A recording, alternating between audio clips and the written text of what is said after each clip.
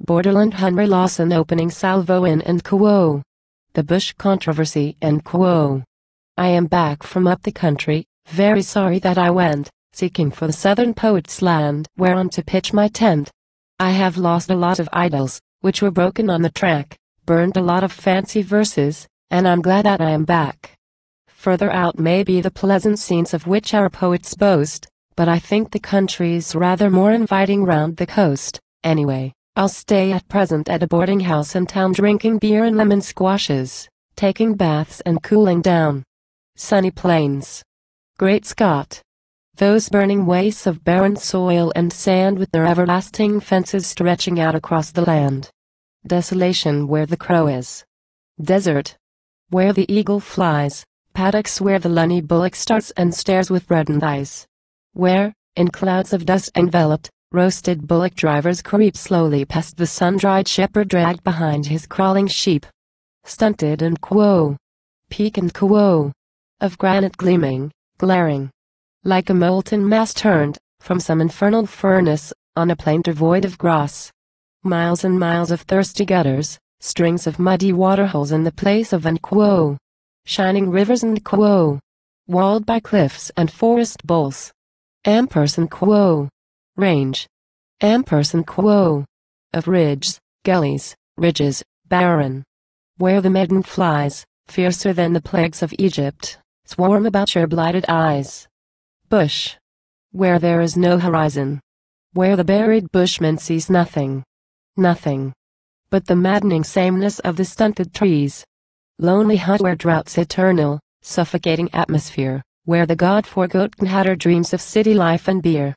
Treacherous tracks that trap the stranger, endless roads that gleam and glare, dark and evil-looking gullies, hiding secrets here and there. Dull, dumb flats and stony and quo. Rises, ampersand quo. Where the bullocks sweat and bake, and the sinister and quo. Gohanna, ampersand quo.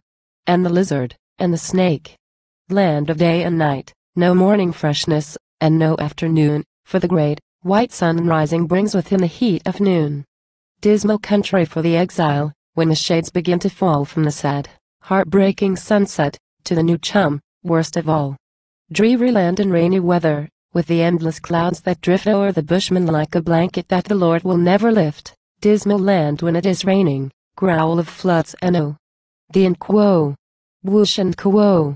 Of the rain and wine together on the dark bed of the bush. Ghastly fires and lonely humpies where the granite rocks are pilled on the rain-swept wildernesses that are wildest of the wild. Land where gaunt and haggard women live alone and work like men, till their husbands, gone a-droving, will return to them again, homes of men. If homes had ever such a God-forgotten place, where the wild selector's children fly before a stranger's face.